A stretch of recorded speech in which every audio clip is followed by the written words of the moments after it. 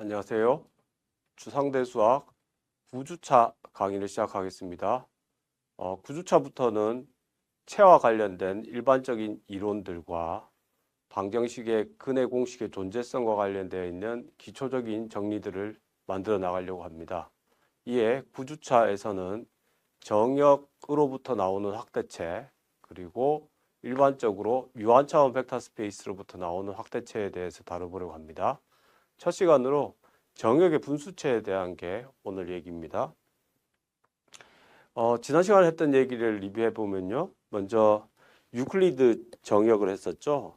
유클리드 정역은 유클리드 함수가 존재하는, 즉 나머지 정리가 존재하는 정역이었었고요. 유클리드 정역이면은 일반적으로 주 아이디얼 정역이 됐습니다. 주 아이디얼 정역인 경우에 많은 성질들을 가지고 있고 앞으로도 주로 이용하게 될 건데요. 이 중에서 가장 이론적인 것 중에 하나가 유일인수분해 정역이라는 사실이었습니다.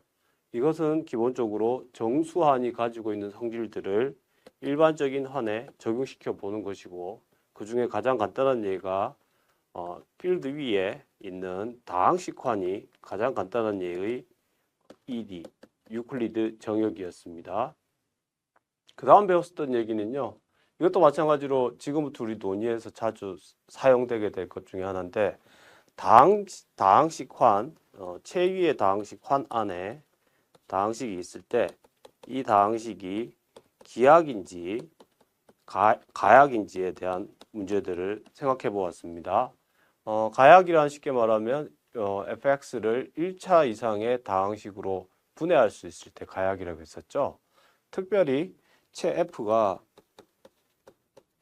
유리수체인 경우에는 더 많은 성질들이 있었는데, 대표적으로 가우스 도움 정리나 아이젠슈타인 판정법 같은 것들로 기하 다항식인지 아닌지 구분할 수 있었습니다.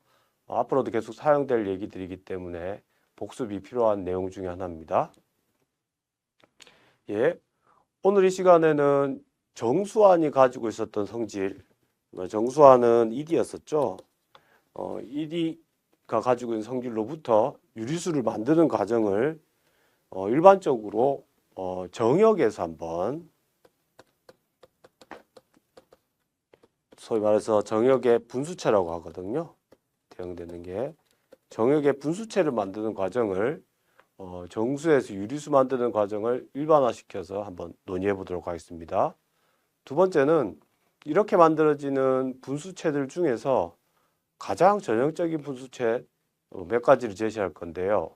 이것은 앞으로 논의에 있어서 기본적인 소재이기 때문에 기호표기법이나 원소 제시법 같은 것들을 명심해 두면 좋겠습니다. 그럼 먼저 우리가 지금 생각하고 싶어하는 정역이라는 것은요, 다름 아니라 단위원이 있는 가환환이었습니다. 그런데 정역이 어떤 성질이 있냐면 임의의 두 원소가 0이 아닌 것이 있어가지고 그것을 곱하면 여전히 0이 아니라고 했었죠.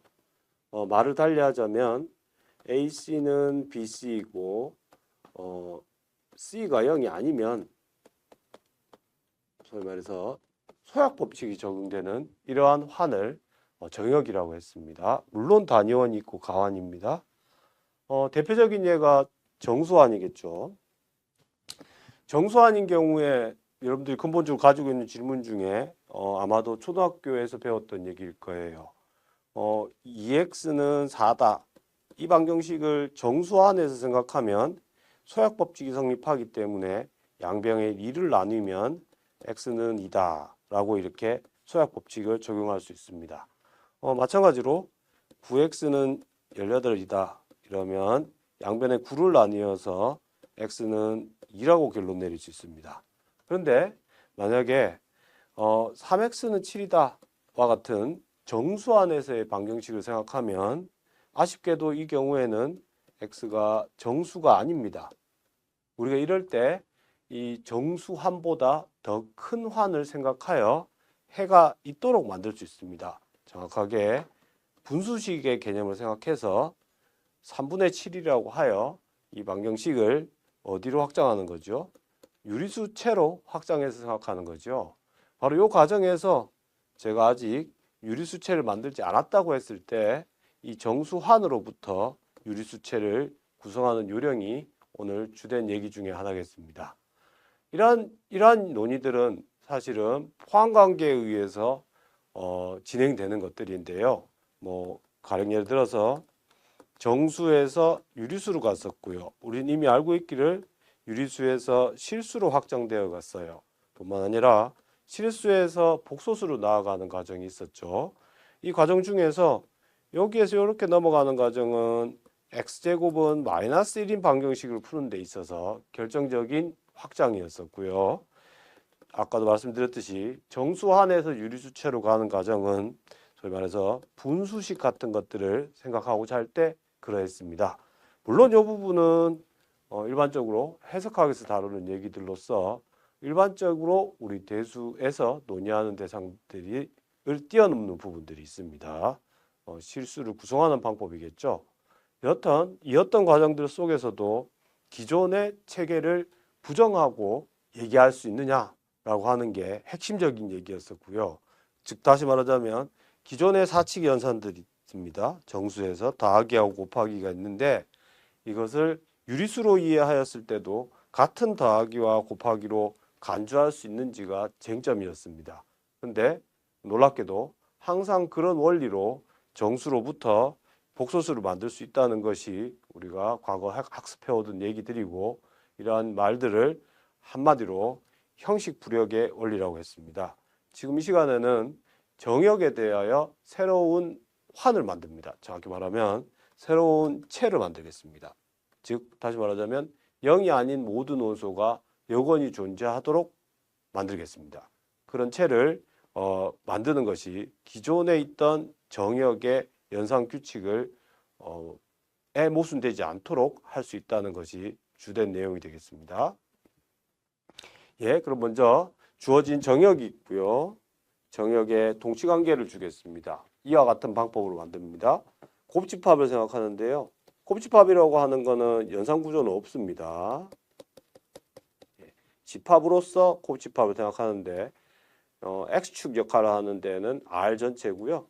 Y축 역할을 하는 데는 0을 뺀 것입니다. 그럴 때 관계를 어떻게 설정하냐면요. 두 개의 순서쌍이 관계에 있다는 것은 필요충분 조건으로서 뭐죠? 안에 것끼리 곱한 거, 밖에 것끼리 곱한 것이 같을 때 오직 그럴 때만 관계에 있다고 합니다. 물론 이때 B1과 B2는 정의에 의해서 0이 아니어야 되겠습니다. 예, 이럴 때 이게 실제 이 관계가 동치관계인 걸 확인하는 거는 꼭 해줘야 되는 거죠. AB는 AB와 관계가 있냐 물어보면 안에 것끼리 곱하면 BA고요. 밖에 것끼리 곱하면 AB예요. 그런데 R은 가완이기 때문에 맞는 얘기겠죠. 두 번째, A하고 B가 관계에 있고 C하고 D가 관계에 있으면 그러면 C하고 D는 A하고 B하고 관계가 있더라. 소위 말해서 반사율이 성립하냐고 묻는 거죠. 가정에 의하면 BC는 AD가 되겠습니다. 결론에 의하면 CB는 AD가 되겠습니다. 예, 그러니까 반대로 써야 되죠. 안에 걸 먼저 하는 거니까요. DA는 CB가 되겠죠. 근데 우리 전체 가정이 R이 가완이라고 했기 때문에 이 문장이 논리적으로 참이 되겠죠. 순서만 교환한 거잖아요. 따라서 성립합니다. 같은 요령으로 A하고 B, A, B가 C, D하고 관계에 있고 C, D가 뭐요? E, F랑 관계에 있으면 그러면 무엇이 관계에 있다? A, B는 E, F와 관계에 있다라는 걸 설명하는 거죠. 마찬가지로 안에 건 안에 것끼리 밖에는 밖의 것끼리 AD는 BC가 될 거고요. 여기는 CF는 DE가 될 겁니다. 예. 그랬을 때 요게 성립하느냐고 물어보는 거죠. 그러니까 대답을 해줘야 되는 거는 AF가 나와야 됩니다. 그래서 여기에 양변에 F를 곱해 주겠습니다. AFD를 계산하면요. BCF가 되겠습니다. 그 다음에 요 중간항이 여기에 들어가 있으니까 두 번째 거에다가 뭘 곱해요?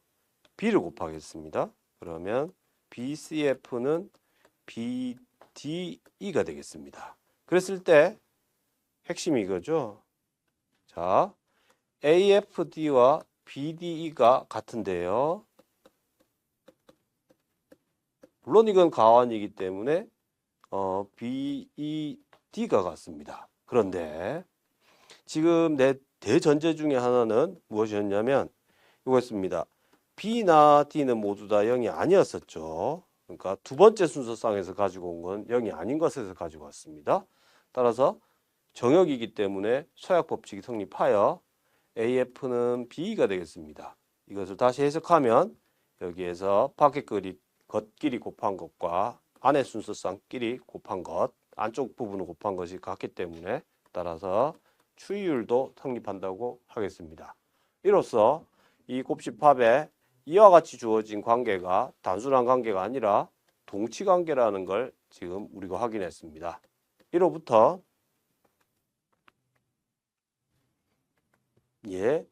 소위 말하는 분수체를 한번 정의해 보겠습니다. 주어진 정역 R이 있고요. 다음과 같이 앞에서 만들었던 그 동치관계에 의한 상집합을 생각합시다. 이것의 동치류들의 집합은 기호가 A, B인데 A, B가 여기에 들어가는 거예요. 그리고 B는 0이 아니에요. 이렇게 써지겠죠?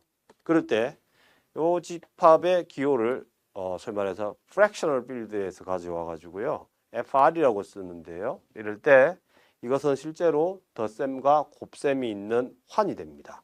덧셈은 어떻게 정의하냐면 다음과 같은 동치류 두 개를 가지고 오면요. 소위 말해서 두 번째 순서쌍은 그냥 곱하면 됩니다. 그런데 첫 번째 순서쌍은 밖에 것끼리 곱한 것과 안에 것끼리 곱한 것을 더하는 걸로 정의하겠습니다.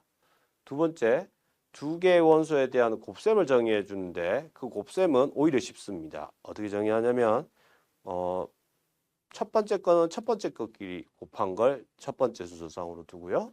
두 번째는 두 번째 것끼리 곱한 거를 두 번째 순서쌍으로 둡니다. 다시 말하자면 곱셈은 직접의 연산과 일치하도록 설정하는데요.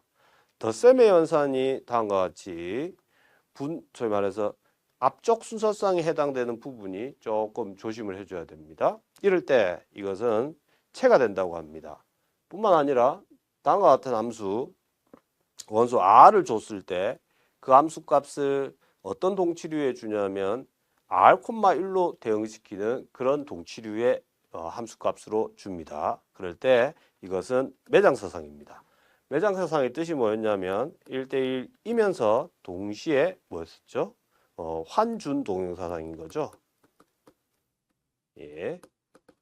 다시 말하자면 이 R을 R 자기 자신으로 생각하는 거나 그렇지 않고 여기에 부분집합으로 이해해서 IR을 생각하는 거나 같다는 거죠.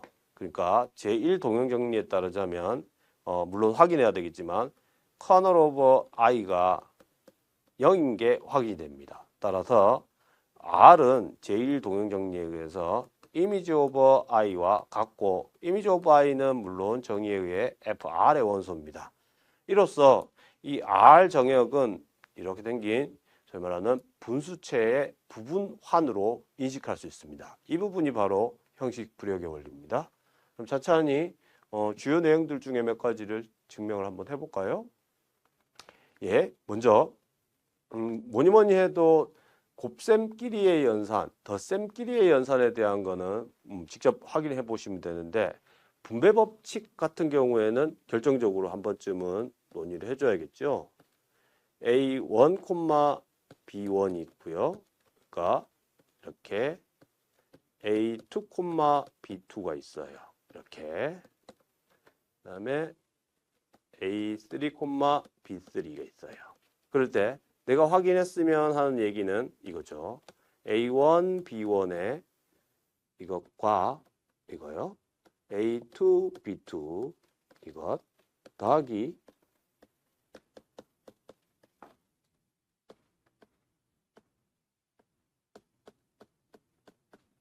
이 등호가 과연 성립하느냐라고 묻는 거죠. 그럼 여기 연산을 할 때 괄호를 먼저 연산하라 이 말이죠. 따라서 2원의 이 파트요. 여기에서 봤을 때는 연산 순서가 A, B3, B2, A3고요. 뒤에 건 오히려 쉽다고 했습니다. B2, B3였어요. 이렇게요. 그리고 이걸 한 번 더 해주면 여기는 앞에 게요. 밖에 것끼리 A1, B2, B3 더하기 B1, A2, B3 더하기 B1, B2, A3에 B1, B2, B3가 되겠습니다. 이렇게요. 이것하고 이쪽에서는요. 곱셈은 오히려 간단하다고 했었죠. A1, A2, B1, B2예요. 더하기 A1, A3, B1, B3 이렇게 써지겠습니다. 덧셈은 이제 연산을 해보면 뒤에 건 나온다고요. 지금 요것이 요것하고 같다는 거죠. 그러니까 B1 제곱에 B2, B3가 되겠습니다. 여기요. 다음 앞에 거는 이것하고 요거 A1, A2, B1, B3 더하기 이것하고 이것입니다. B1, B2, A1, A3 이렇게 되죠. 여기까지요. 그럴 때 지금 이게 두 개가 같냐라고 물어보는 거는요. 늘 동치류에서 하는 얘기죠. 직접적으로 대표원이 같을 필요는 없죠. 동치 관계가 성립하기만 하면 되는 거죠. 다시 말하자면 이것하고 요거 곱한 거랑 요것하고 요거 곱한 게 잠시만요. 그쵸?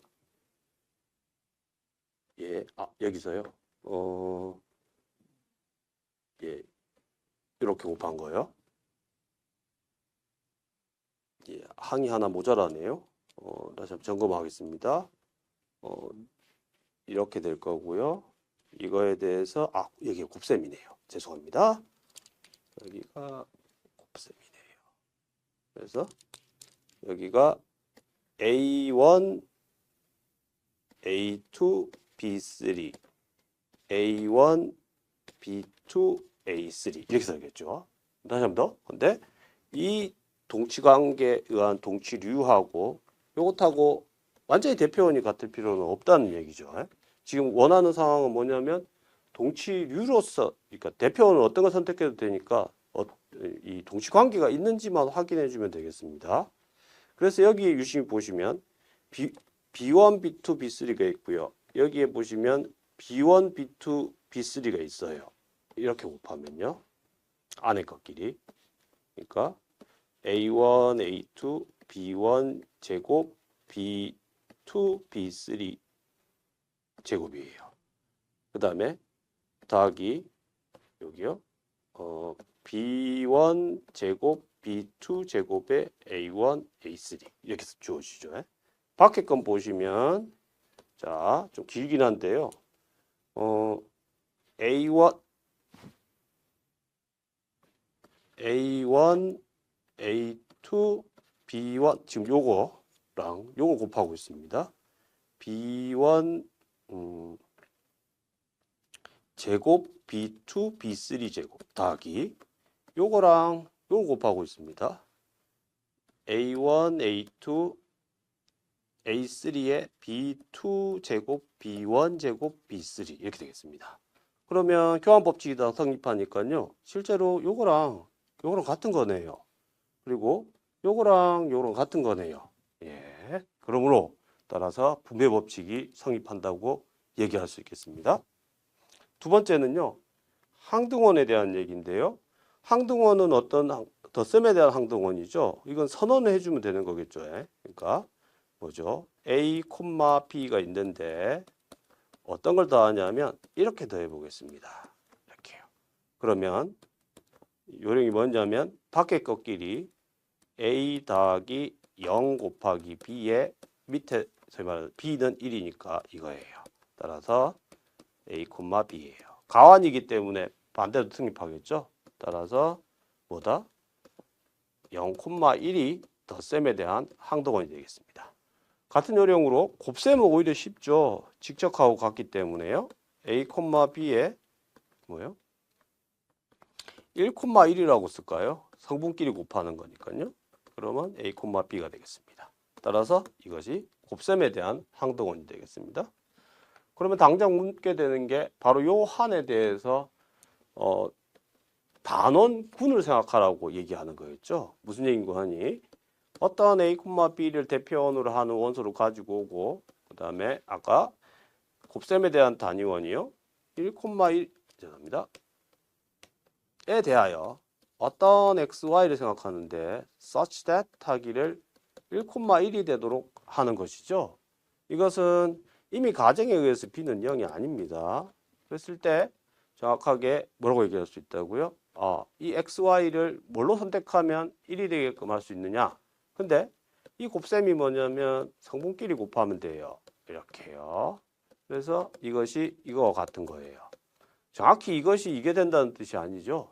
대표원들끼리 동치관계가 있으면 되기 때문에 이 말의 뜻은 다시 말하자면 AX는 BY라 이런 관계가 있기만 하면 된다고 하네요. 그러므로 이렇게 설정해 주면 될 것 같아요. X를 B라고 설정하고요. Y를 A라고 설정하겠습니다. 따라서 이렇게 얘기하면 되겠습니다. A가 0이 아닐 때 그럴 때 단원이 존재하고 그때 이것의 역어는 정확하게 순서를 바꿔준 순서쌍이라고 얘기할 수 있겠습니다. 예. 그 다음은요. 환준 동형인 거 1대1인 거 확인해 줘야겠죠. 지금 내가 어떻게 정의했냐면 i에 r을 주면요. 이렇게 줬어요. r, 1이었습니다. 그럴 때 무엇보다 이건 뭐 규칙 중에서 이런 거 R1 더하기 R2는 I의 R1 더하기 I의 R2 예 가능합니다. 요것만 생각하면 되니까요. 이 말은 R1 더하기 R2의 1이에요. 이거 타고 같으냐? 뭐요? R1 1 더하기 R2 1이에요. 근데 이것의 연산은 어떻게 얘기하는 거냐면 밖에 것끼리 쓴 거 맞죠? 안에 거 쓴 거의 분모는 그대로요. 예, 이렇게요. 그러니까 실제로 성립하는 거네요. 곱셈은 직접이니까 마찬가지로 성립하는 거겠죠. 묻고 있는 거는 이거죠. 커널 오브 i가 무엇이냐?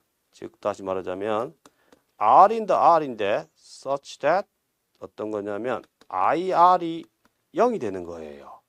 여기서 0이라는 말은 0,1이라고 했었죠. 덧셈에 대한 항등원이니까요. 예. 그래서 이렇게 되는 거니까 이거죠. r,1이 0,1이 되도록 해달래요. 다시 한 번 더 같은 얘기로 밖에 것끼리 같은 거예요. 다시 말하자면 r은 필연적으로 0일 수 없다는 밖에 없다는 얘기죠. 그러므로 제1동형 정리에 의해서 환준 동형이고 커널이 자명한 것밖에 없으므로 1대1 환준 동형. 다시 말하자면 매장사상이라고 얘기할 수 있습니다. 예를 들자면요. 이런 겁니다. 정수의 분수체를 만들었어요. 그러면 그것은 다름이 아니라 유리수를 만들고 있던 거였어요. 그러니까 저희가 열심히 표기했던 방법은 정수의 순서쌍을 생각하는 동치류는요. 이것은 연산 규칙을 들여다보면 이렇게 쓰는 거랑 아무 차이가 없습니다. 예. 그러므로 Q와 동형이라고 얘기할 수 있습니다. 두 번째는요. 핵심적인 얘기인데요. 이와 같은 방법으로 주어진 환을 채로 확장시켜 나갈 수 있다. 이 얘기인데 그런데 아쉽게도 처음부터 채를 가지고 오면요. 그러면 그것의 분수체는 F와 본래 동형이 되겠습니다. 즉 다시 말하자면 F보다 더 큰 거를 만들어내지 못했습니다. 예, 즉 F를 포함하고 있긴 한데 그냥 본질적으로 같은 대상으로 간주할 수밖에 없더라. 이게 두 번째 얘기입니다. 이거는 이미 저희가 이걸 알고 있잖아요. 이게 일반적으로 1대1 준동형사상이잖아요. 그러니까 매장사상이잖아요. 그래서 확인해야 될 건 더 큰 걸 만들 수 없다는 얘기는 뭐예요? 소위 말해서 임의의 공역 안에 있는 원소를 정역의 원소로 써내려갈 수 있느냐만 확인하면 되는 거죠. 그래서 요걸 실제로 생각하면 되겠습니다. A의 B-1 요걸 생각하면요. 함수값은 A의 B-1의 1 이렇게 쓰지만 사실은 이렇게 쓸 필요가 없다는 얘기죠. 뭐예요? 동치관계에 있는 거 대표는 아무거나 가지고 오면 되니까요. 이렇게 써주면 돼요. arbitrarily A가 F 안에 있고요. B는 F0 아닌 거에 있어요. 임의의 것들이죠. 그렇단 말은 정확하게 이것 위로의 함수라는 뜻이죠. 실제로 이것 두 개는 같은 거죠. 같냐? 이렇게 곱한 거, 이렇게 곱한 거는 같죠, 맞죠? A는 A다 이렇게 나오니까요. 예. 예. 그래서 사실 제가 오늘 강의 첫 시작에서 정역의 분수체를 생각할 때 기호를 동치관계에 의한 동치류 이렇게 썼지만요. 사실은 심플리 이렇게 표기하기도 합니다. 그러니까 처음으로 돌아가서요. 여기에서요. 아까 힘들었던 부분이 뭐였었냐면 요거였어요. 요거 연산을 어떻게 하는 건데? 라고 하는 그 부분이 힘들었었죠. 근데 그건 딴 게 아니라 생각할 때 A 나누기 B, C 나누기 D라고 이해를 합니다. 이렇게 쓰고 나면 당연히 B하고 D는 어때요? 0이 아니어야 의미가 있겠죠? 두 개를 더하면 정확하게 여기 연산은 AD 더하기 BC 나누기 BD가 되겠습니다. 그러므로 이렇게 결과를 순서상으로 표시한 것에 지나지 않습니다. 그렇다면 뒤에 나왔던 분배법칙 같은 경우에도 기호가 상당히 복잡해 보이지만 분수처럼 생각하면 되는구나 라고 머릿속에 기억해 두시면 되겠습니다. 예. 대표적으로 앞으로 우리가 다루게 되는 예 중에 하나인데요. 다항식에 대해서 다항식화 너무 중요했어요. 맞죠? 이거는 유클리드 정역이었어요. 그래서 PID고요. PID였기 때문에 UFD까지 갔어요. 맞죠? 그래서 기하, 가약에 대한 개념 굉장히 중요했습니다. 물론 유클리드 정역이니까 말 뜻에 의해서 정역이겠죠. 그럴 때 이 정역에 대한 분수체를 생각할 수 있을 거예요. 그렇게 생각했을 때 머릿속에서 이 분수체는 동치관계에 의한 동치류들로 정의가 되지만 앞으로 기호를 다음과 같이 이렇게 줄여서 쓰겠다 이 얘기입니다. 물론 정의에 의해서 영다항식은 아닌 걸 분모에 넣어야겠죠. 예, 여러분들 많이 기억해 두셔야 되는데 딴 것보다 요 기호도 좀 기억해 두도록 하겠습니다. 요렇게 가로를 치게 되면 그러면 이거는 분수식들을 다 모아 놓은 거다 라고 생각하면 되겠습니다. 물론 이 식은 사실은 고등학교 때도 분수함수라는 개념이 많이 나오죠. 그래서 그것하고 유사하긴 한데요. 지금 여기에서는 소위 말해서 함수는 아닙니다. 마치 다항식환에 있는 원소를 다항식이라고 했지 다항함수라고 하지 않았던 것과 같은 이유로 여기에서도 함수값을 구하거나 그런 개념들은 아직 도입하지 않습니다. 엄밀히 말하자면 이렇게 기호를 써놔 놓으면 정역하고 공역의 개념이 아직 없는 거죠. 그래서 함수는 아니고 우리는 그냥 분수식이라고 말하겠습니다. 예, 연산 한번 해보겠습니다. 지금 나에게 채 F가 G2예요. 그리고 얘네 분수체를 이렇게 기호 쓰기로 했어요. 그럴 때 다음과 같이 분수식으로 써놔 놓은 거는 엄밀히 말하면 이렇게 써야 맞다는 거죠. 이렇게 써야 되죠. 근데 줄여서 그냥 생각하는 겁니다. 그런데 1은 마이너스 1과 같아요. 여기에서는요. 그리고 이렇게 되면 이건 인수분해가 돼요. 맞죠?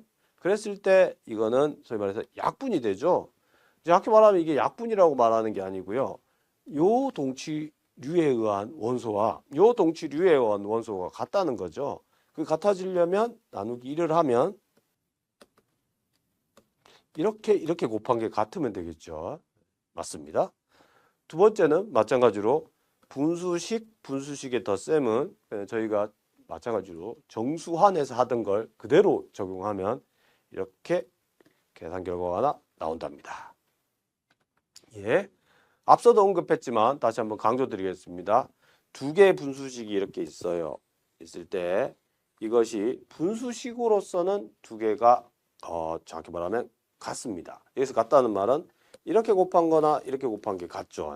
그러니까 x 4제곱 마이너스 1은 x 마이너스 1, x 플러스 1, x제곱 플러스 1이 되기 때문에 같은 거예요. 그래서 분수식으로 봤을 때 그러니까 fx를 f의 qx, gx를 f의 qx의 원소로 이해했을 때는 같은 겁니다. 하지만 유리함수로 이해를 해주시면 함수로서는 다릅니다. 왜 다르냐라고 물어보면요. 이렇게 논의를 해야 됩니다. fx의 최대 정의역은 분모가 0이 아닌 것으로 설정해야 됩니다. 그렇죠? x가 플러스 마이너스 1인 경우를 제외해야 되겠죠. 하지만 gx의 최대 정의역은요. 어떻게 정의하냐면 분모 0이 아닌 것이기 때문에 여기에서만 나올 수 있죠. 그래서 이것입니다. 다시 말하자면 fx는 어떻게 정의되는 거냐면 r에서 1과 마이너스 1을 제외한 데서 r로 가는 함수고요. gx는 어떻게? r에서 마이너스 1을 제외한 데서 r로 가는 함수라고 간주할 수 있습니다. 따라서 두 개의 함수가 같다는 말은 정의역과 공역이 같아야 되는데 그렇지 못하므로 두 개의 함수로서 이해했을 때는 같지 않다고 말씀드리겠습니다. 지금 우리 논의에서는 기본적으로 함수 값을 대입하는 상황은 조금 조심해 주면 되겠습니다. 예, 더 나아가서요. 사실은 이 기호는 앞으로도 자주 등장할 텐데요. 이런 기호입니다. f가 있으면 f에 대해서 원소 하나를 붙이면 이 다항식환이고 정역이잖아요.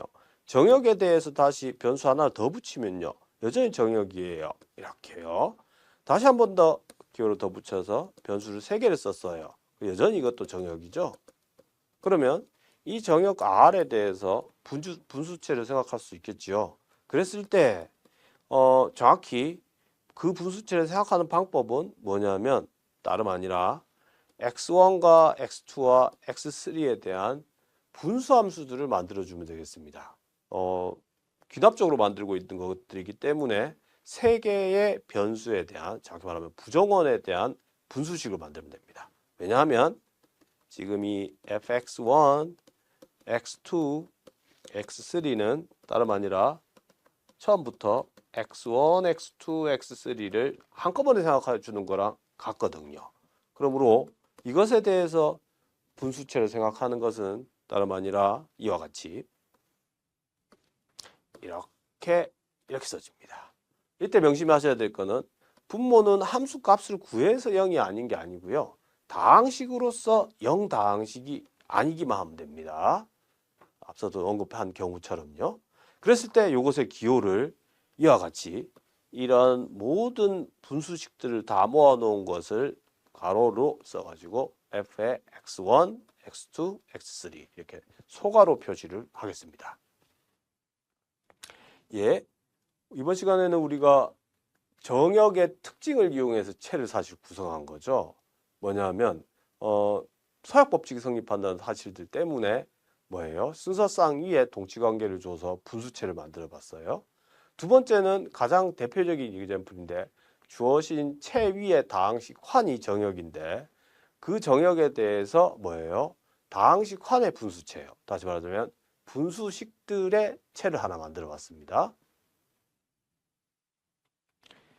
예. 다음 시간에는 앞으로 논의되는 우리 채의 확장과 관련된 필요로 하는 기본적인 선형대수 얘기인데요. 그 개념들 중에서 기저에 대한 개념, 차원에 대한 개념, 그리고 차원 정리를 한번 주로 살펴보도록 하겠습니다. 예, 오늘 수업 여기까지입니다. 감사합니다.